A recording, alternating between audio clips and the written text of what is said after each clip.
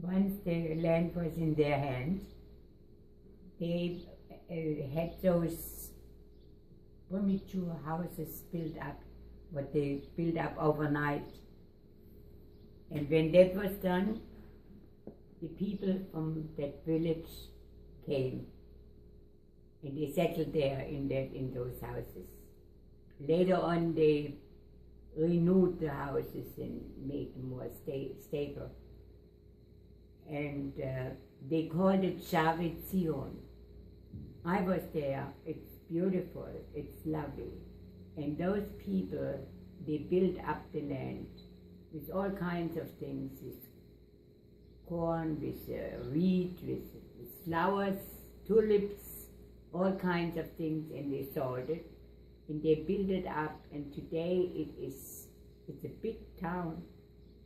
And most of the people, of course, have gone. They are second generation, and other people bought into the compound, and it's a big place today.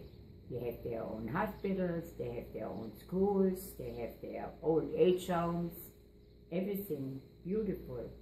I was there, and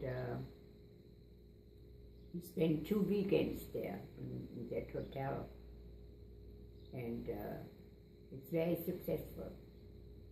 Yeah. Good. So what I want to do is, first we talk a little bit, Yeah. and then when we finish, then we can start recording. I'm just testing. Okay. So, Whatever you say. can you get the fan on here? 'Cause I'm dying. I'm going to schwitz like crazy. It's going to make noise, so I'll put it over here. And the camera too. So Hannelore, I will talk to you, Yeah. and then you just speak to me wherever I am, usually in here. You're gonna ask me questions? I'll ask you questions, but then Yeah. so this is like rehearsal, right? We try before we do this for real. So tell me. Before I'm used to that. So tell me, when you go back and you think about the moment you decided to write the book, right? Do you remember? Yeah. When did you decide to write the book, and why? What happened? After my husband passed away, I felt very lonely. And I said to myself, what am I going to do with my free time? My husband had retired me when I was only 58 years old, because he was 19 years older than I was, and I insisted that he retires, that he no longer works. And when he retired, he said, I only stay home when you stay with me. And I did. And when my husband passed away, I felt very lost. And I said to myself, I have to do something with myself, something worthwhile. And I said to myself, I write down my story for my son and for my grandson. And there was a lot to say. And I started to write, and once I started to write, so many things came back to my memory from my youth and from my school days, and then later on from camp. And many times at night I woke up and something came to my mind, and I got out of bed and I started to write in the middle of the night. Because I said, when I don't write it down right away, then I might forget, you know. And that's how the book came slowly, but I never had it written down to have it as a book. Never. That was never my thought. And I only wanted my son and my grandson to know how I grew up, in comparison how he grew up. And one time, I still have relatives of my husband in Germany. And matter of fact, I talked to him yesterday, they called me. And they got a copy of my book. I wrote it in English. And they read it and they were thrilled. with my story. And they have friends, and they are publishers, and they gave them the book, my writing, and they were thrilled. They decided to come to America and talk to me, and they did. And they said they wanted to have it translated for me into German, and bring it out as a book. And they did.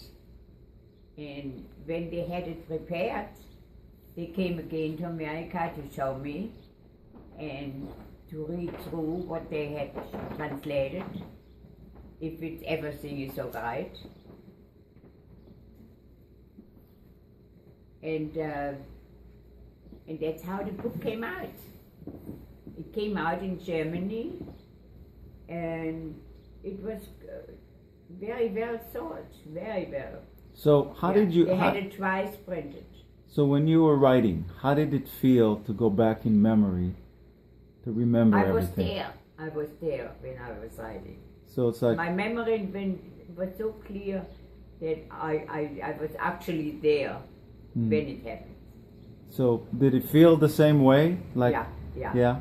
But that was hard, right?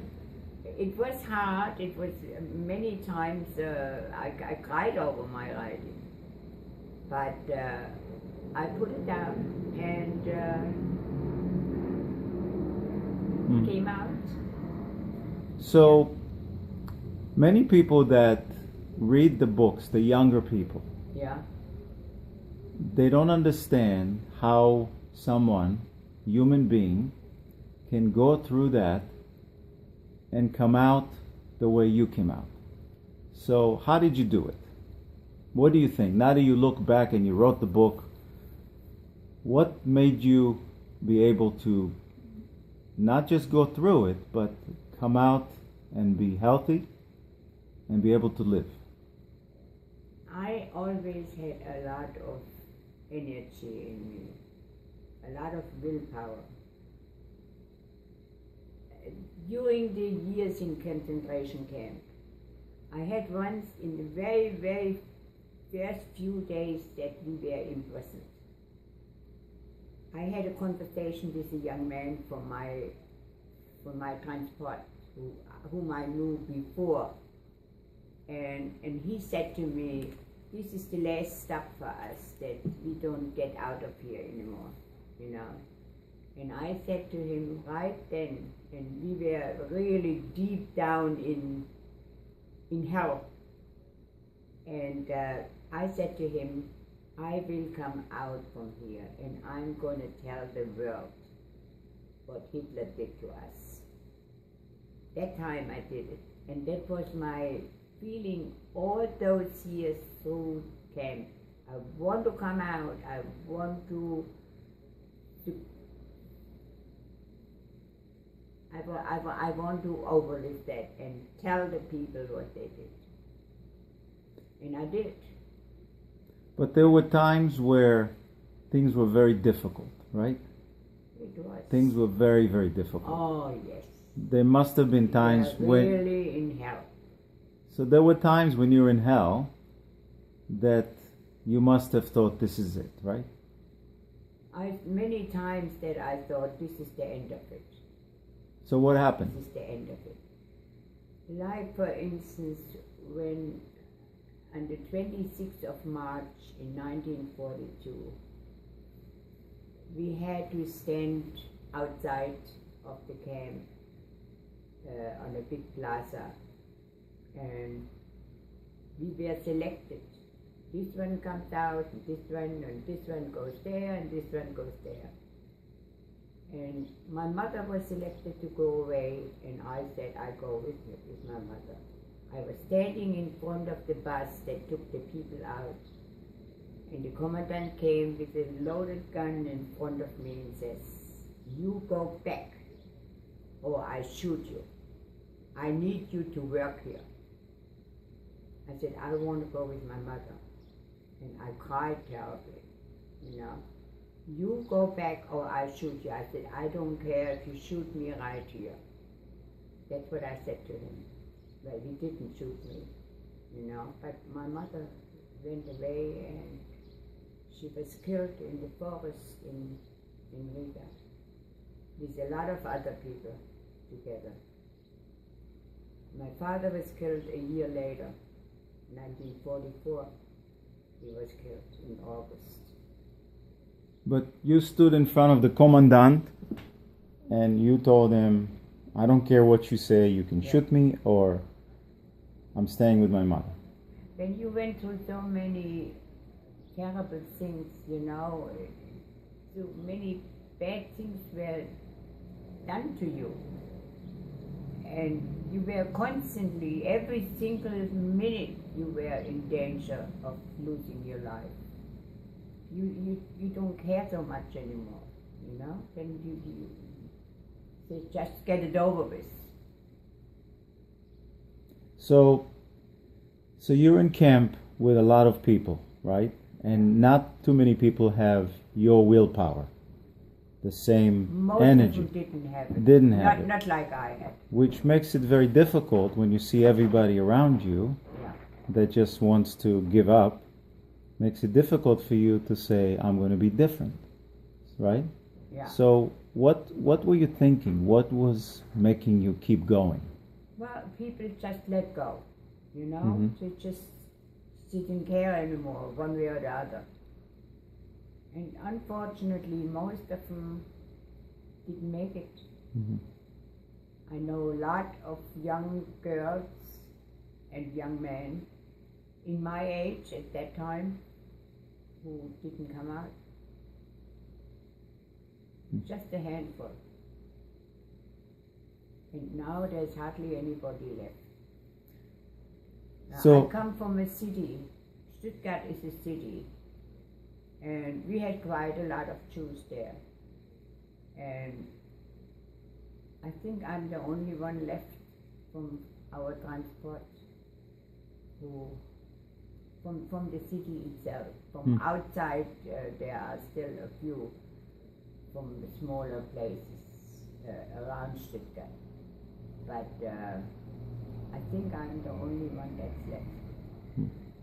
But you know, so many people, even when this was going on, even when you were in concentration camp, there were still many people that just didn't believe that this was actually I taking didn't place. understand what you said. There were many people in America, around the world, Yeah. during that time that didn't believe this was actually going on, right? Yeah, that's true. So That's true. how is that possible that the world didn't know? They didn't want to believe it. They Mhm. didn't want to believe it. How horrible people can be. Human beings can turn to worse than animals. Mhm. Even today, there are still a lot of people who say it wasn't so. The Jews made it up. The Jews didn't make it up. Nobody can make up stories like that. And what I wrote in my book is every single word is the pure truth. There is not one lie in it. I didn't have to lie. I only told the truth. Mhm. And the funny thing is, the German people, the Nazis, they wrote everything down, what they did and where it happened and what happened to whom. Everything is written down in black and white. Proof. Why did they do Proof that? that it happened. Why did they do that? You understand how German Because people the think. German people are very accurate, very this way, you know, it has to be this way. And they did. They did. Do you think? They knew from every person that they sent away where that person was and where she was working or he working, and they kept book from everything. Yeah. Well, it's a good thing they did, right? So Yeah. we have proof. But so do you think that when the Nazis were in power and they were putting you through hell, that they didn't think it would ever end? No, No, they wanted to have the whole world. You know, Hitler walked into France, he shut England, he went into Poland, he went into Greece, he went everywhere. He took the values out of those countries, and he thought he can conquer the whole world. So you were a German living in Germany, right? It was different for Polish people or Russians. You lived in Germany. Yeah. And right in front of your eyes, the country changed, right? Hitler came. How did it feel? Do you remember what happened? The changeover? Well, in the very beginning, we didn't think that something like this could ever happen. We didn't.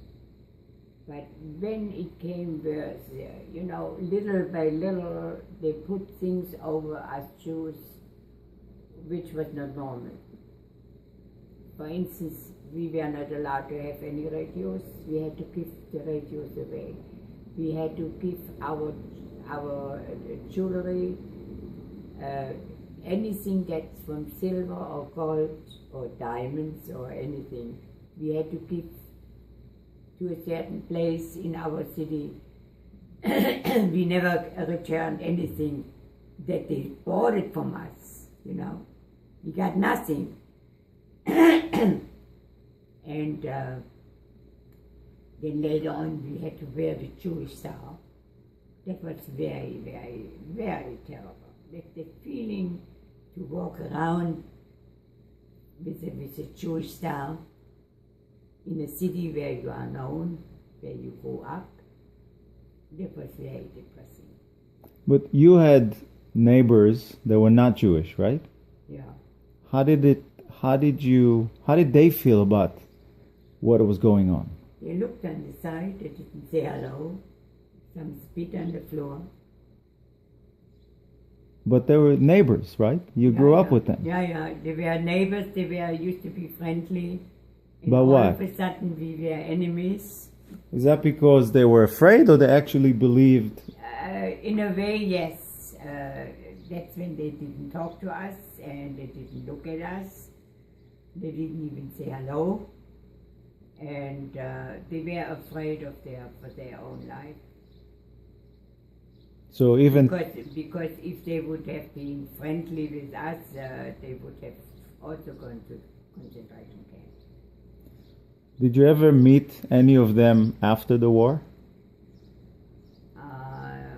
Actually, No. No. So I have a question. Riga, everybody talks about as a ghetto, right? But not concentration camp. But it was very much like a concentration camp, right? In the ghetto? Yeah. Yeah. Well, we only stayed in the ghetto overnight and slept there, yeah? Yeah. We went out every day to work. They were outside of the ghetto, every morning there were trucks to pick us up and brought us to work. Where did you work? Returned us in the evening. Where did you work? I worked in a place, in a rubber factory, but the Germans had no rubber. They had no, not even the glue what put together the rubber, you know. And they had made that factory into a place for the army. For the army. And we repaired rubber rafts that came back from the war. We had to repair them. And the rubber rafts, you know, the rubber rafts are oval shape. And the German ones, they had inside of it, they had departments, 4 departments. They were separated from one another. The inside of the rubber raft. And we had to open it up, and those departments, if they had a shot into one of the departments, the boat still held up on three sides. So they called that shot vendor, shot. And I was picked out to do that, to make those shot vendor new in the boats. And everything was under military, and if you do something wrong, they shoot you, you know? So it was a very responsible job. I was the only one who did that. And so it was very difficult, but and we were approved by the army. They looked it over, whatever we did, and it had to be just perfect. So, Hannelore, let's go back to the concentration camp. And what was the most difficult moment in all that history for you? Losing my parents. Did you know that they went one day and didn't come back? Is that how it happened? We knew it. We knew it. You know what I said? I said, I hope that the first shot killed my mother and killed my father, that they didn't have to suffer.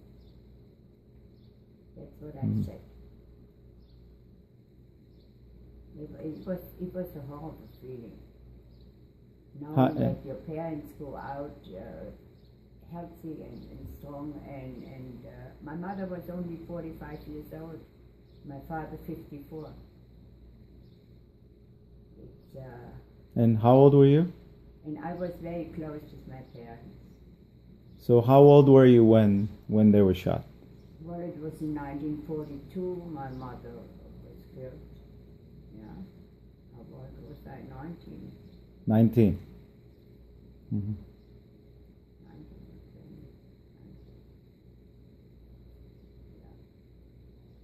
19. So you lose your parents at 19. Yeah. How do you keep going?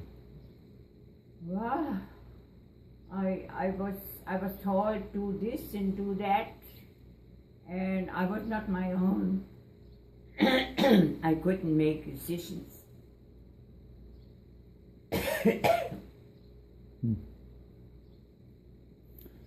It was pretty hard. So, talk about the moment you were liberated. What happened? How did you know? We were liberated by the Russian army, and we were on the march. We had to leave our camp where we were working and where we were staying.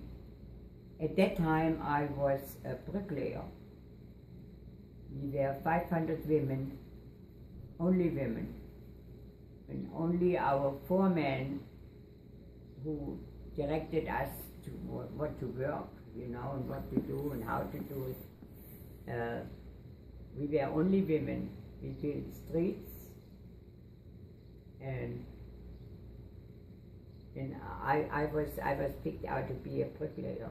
We built houses, and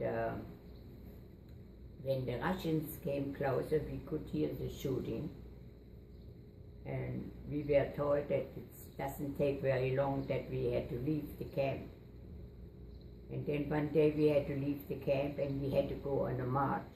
We walked for 6 days and 6 nights, and we hardly got any food, and maybe a slice of bread once in a while, but that was all. And then we stopped in a big barn, and they let us rest for a while. And all of a sudden we heard shooting outside. And we thought now they exploded the barn with all us in there. But instead the doors opened up, and outside were Russian tanks. And in the first tank there was a Jewish man, a Jewish soldier. And he said to us, Shalom Aleichem. So of course we cried, and we knew that finally we are liberated. But we weren't liberated then yet, because we were in the shooting zone, in the middle of the war, and say that we cannot stay here, we have to get out. And the next day, it was a farm, and the German people had fled because they heard the Russians came closer. They were afraid, and they left everything behind. And they had horses in the sty, and they had wagons, and also food. So we stole some of the food.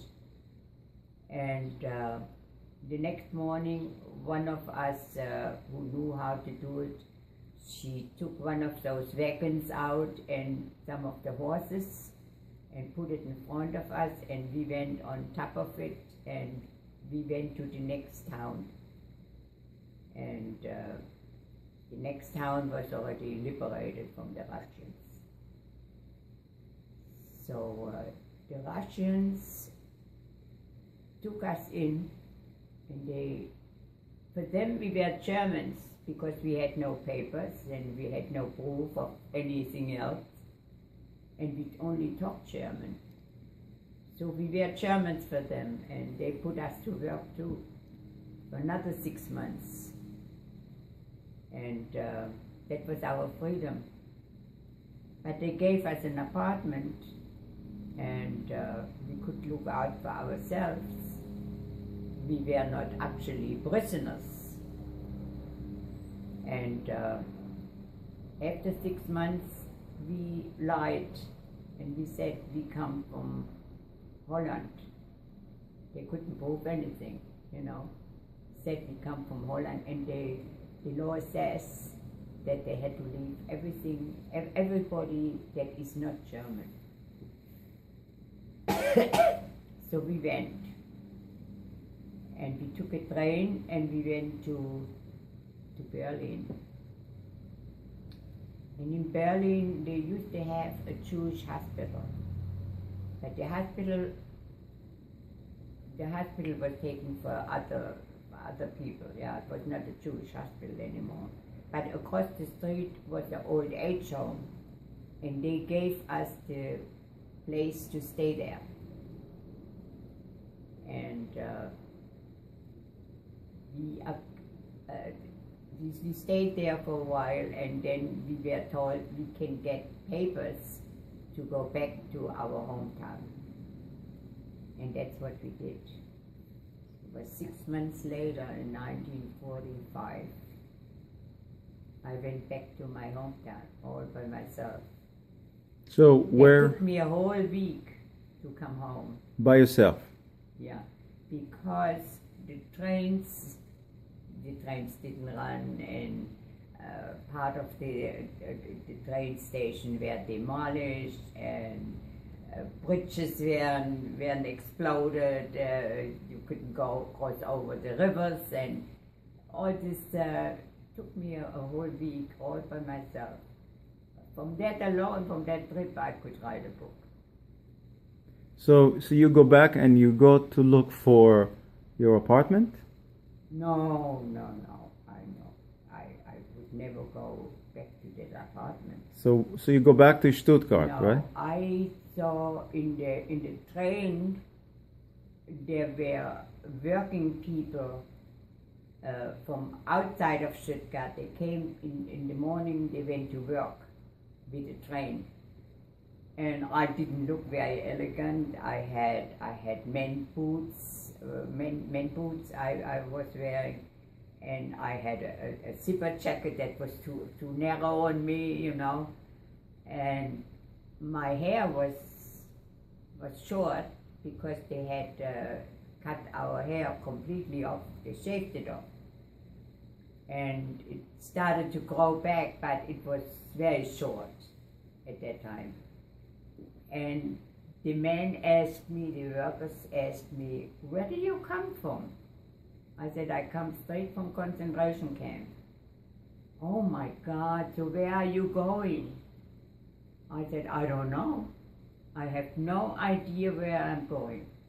I go to Stuttgart, but where, I have no idea. So they told me that the Jewish people had already opened, not a synagogue, but in an apartment building, one apartment where they could hold prayers.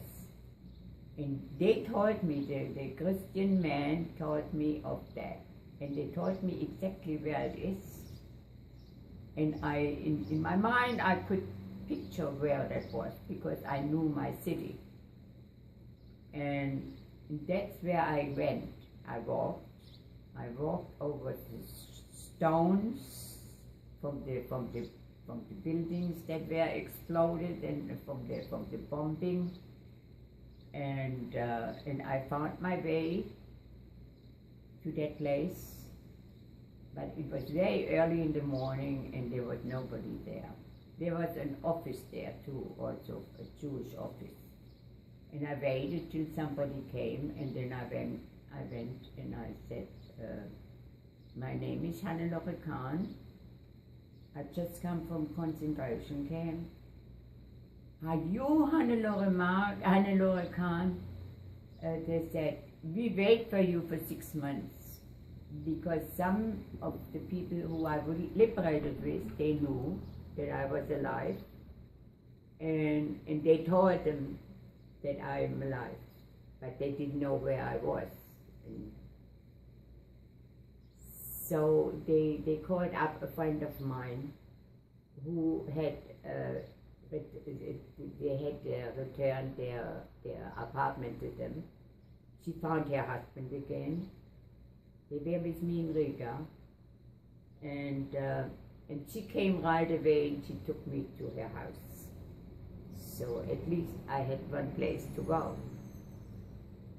But the American army was in Stuttgart, and they had one, it was we call it a sanatorium. It belonged to a nerve doctor, and the Americans took that away and they placed all the returning people, the returning Jews, in that home. So I found some of my friends there. And I also found that man who I told you before, who said we are not going to make it. He also made it. And of course we hugged and kissed everybody which we knew, and it was a wonderful thing to come back. But I never went in the house where we used to be. In the end, we had to move out of our apartment because we are Jews, and we moved to a house that still belonged to a Jewish man. But that house was completely demolished, so it didn't exist anymore. So years later, you now have a son, right? Larry is born, and now Larry has a son. That's your grandson. So you said you wrote the book for them. What do you mean by that? What did you want? When you wrote the book and you're not giving it to them, what did you want the book? Everything came back to me. My whole life came back to me. I was surprised how my memory was so much alive of things that happened in my early youth. I had a picture of my brother and me when I was maybe I was 3 years old, not more than 3. And I remember the name of the photographer. I knew where he was located. I knew his name. Things like this, I had a real sharp memory. And I wrote all those things down. So when you Not wrote, in one stretch, but it took me quite a few years to write it all down. so you wrote it down on paper first, and then you typed with By it hand. by hand, By hand, yeah. and then you typed it on a typewriter, two And fingers. the typewriter which my son got for his bar mitzvah. I still have it. It's here in the closet. Yeah. Okay. And I never learned how to type, and I typed it with one finger, the whole book. It took a little longer, but after a while, you know, you get the touch, and that's what I did. So what do you hope the book? You wrote the book for Larry and Evan. Yeah, yeah. So what do you hope the book will do for them? What it is today, What do you hope it will do for Larry and Evan? just for them that they should know how I grew up and what my life was like and what I went through, my feelings. So what? That was the main reason why I wrote it. Do you- I never thought in my keenest dreams that I write a book for other people to read.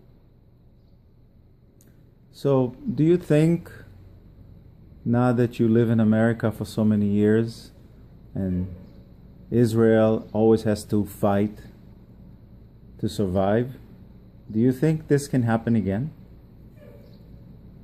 Do you think this can happen again to the Jewish people? Unfortunately, yes. Why? Well, in a way, everything was always against the Jews. Everything. The Jews were always blamed for everything. And the people didn't learn. What the Jewish people learned is they fight back. And they have all my respects in Israel at that, because they fight back for their right. And many, many years ago, they just went kush and they accepted what was done to them.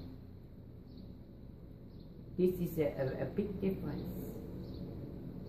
They learned to fight back and to work, to fight for their right. So for Israel fights for their right? Because Yeah, they have no place. absolutely. They have no place to go. This is the only place. No. What about all the Jews around the world that still live? You have Jews in America, and you have Jews in Iran, and you have Jews all over the place. Yeah. Do you think it can happen to them again? If they're not in Israel, are they in danger? I don't know. You see, many of the German Jews emigrated. They emigrated to other countries, mostly to America and to Israel. And I don't know about other countries. Look what happens now in Venezuela. It's also, it's not only against the Jews, but the Jewish people leave also there. They're going away from there. They're coming to America. It's always something going on in the world. So in living in America, because so many Jews came here, in all the years you lived here, did you ever feel like a Jew from how non-Jewish people were talking to you? Here. No. Not here. No. You meet once in a while. You meet some people who say bad things about the Jewish people, but in general, no. They leave you alone. So you have a very interesting story about when you started to lecture in the high schools, right? And you met this nice girl. She was 14 years old, right? Yeah. She was not Jewish. Right. So tell me the story again. That was not a public high school. That was a school where you had to pay dues. You had to pay, and it was a better school. It was only for girls.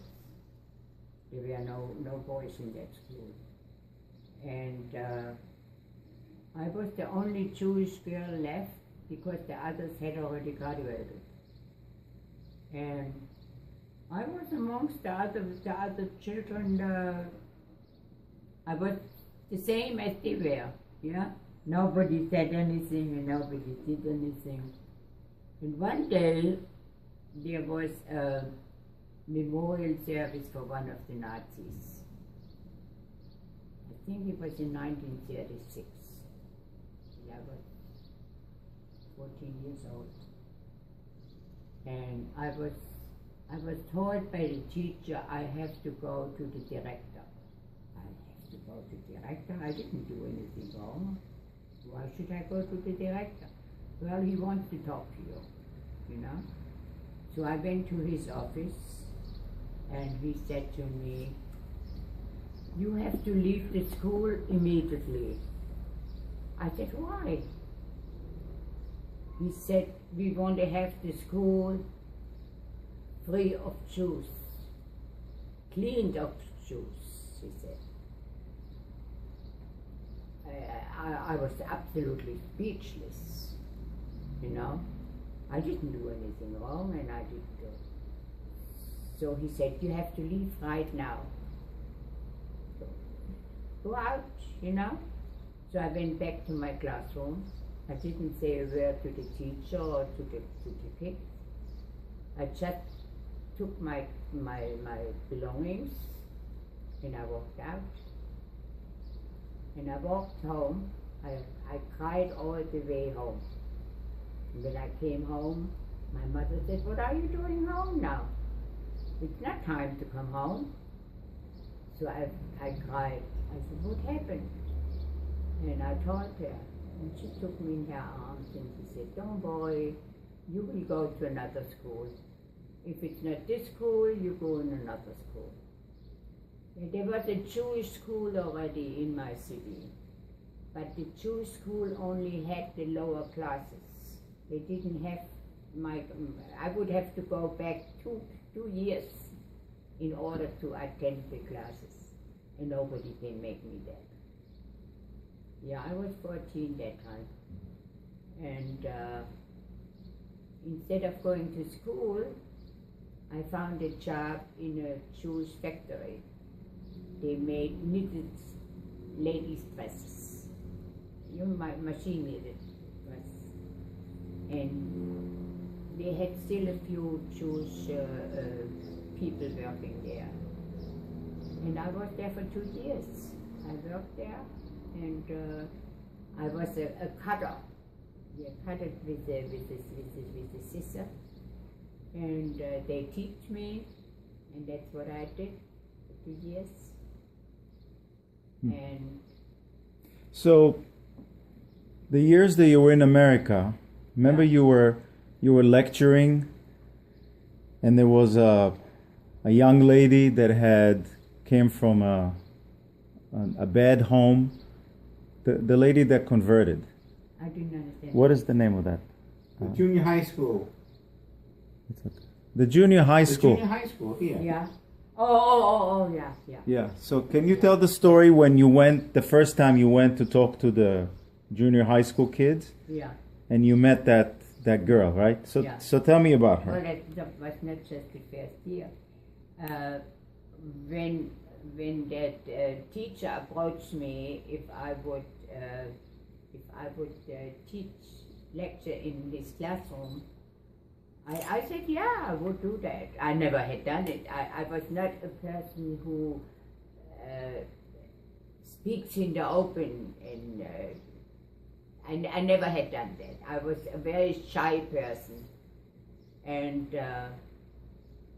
I said, yes, I would come and I attend the class. So I walked in the morning out of the house, and as I was already halfway out, I said to myself, are you crazy? You go there in the classroom, you code, you didn't read anything. What are you going to tell those kids? And those kids are mostly from South American or Middle American countries. They all speak Spanish, and I said, well, Bob, they are not interested in your story. Why did you decide to go there? You know, and I had in my handbag, I had a volume. A volume is to quiet you down. So I swallowed it down without water. And by the time I got to that school, I was already a little bit more sedated. And the teacher was waiting for me in the lobby, and he said, come on, come on. So he took me to the classroom, and they had the desks all put on the wall, and the chairs were all in a circle around the classroom. And he said, you sit over there, and I sit over there. And the children were not in the classroom. But then the bell rang, and one came in after the other. Well, if you think about South American children, you think they're wild, they're loud, you know, they're very temperamental. They came a group of children. I have never seen such well-behaved children like they were. They came one after the other into the classroom. And they came to me, and they shook my hand, and they introduced themselves with their name, and then they sat in the chairs, one after the other. No shuffling, no fighting, no nothing. Completely, quietly, and nice. I was amazed. I didn't expect that. And then when the door closed,